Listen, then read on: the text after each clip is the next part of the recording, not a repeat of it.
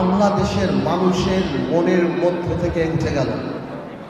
কেমন ভাবে এত বড় একটা ঘৃণার পাত্র হিসাবে পরিণত হলো যে আজকে শুধুমাত্র সামাজিকভাবে বাংলাদেশি ইতিহাসে কোনো রাজনৈতিক দলের এমন পতন হয়নি।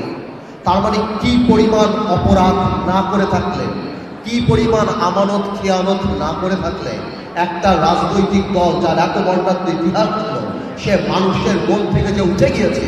এমনকি এরশাদ সাহেবেরও পতনের পর দুই দিনের মাথায় আমাদের মনে আছে, আমরা ছোট ছিলাম, মিজান চৌধুরীকে আমি দেখেছিলাম সেই সময় পার্টি করে দল করতে। আজকে 10 মাস আওয়ামী লীগ একটা মুরগির খোপ পায় নাই যেখানে বের হয়ে বলবে যে আমরা এইটা কোনো রাজনীতি না, এইটা আন্দোলন, এটা আল্লাহ নারাজ হয়ে যায়।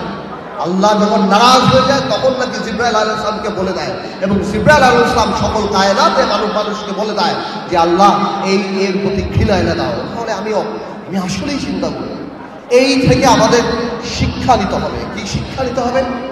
আগামীতে যদি আল্লাহ তাআলা আমাদেরকে দায়িত্ব দেয়, যাদেরকে এই দায়িত্ব দেবে, আমাদের আওয়ামী লীগের এই বইটা হাতের সামনে রাখতে হবে, যাতে আমরা জীবনে যাই করি আওয়ামী লীগের মতো মানুষের হৃদয় থেকে উঠে না যায়। আওয়ামী লীগ একটা example that how a political party can become a criminal enterprise in a country. একটা রাজনৈতিক দল একটা ক্রিমিনাল এন্টারপ্রাইজে কিভাবে, এবং দেখেন আল্লাহর কি মোহর মারা, ক্ষমা চাওয়া তো দূরের কথা। আজকেও আওয়ামী লীগের শীর্ষ পর্যায়ে একজন নেতার কথা শুনলাম, এই জুলাইয়ের অভ্যুত্থানকে তারা নাম দিয়েছে দাঙ্গা।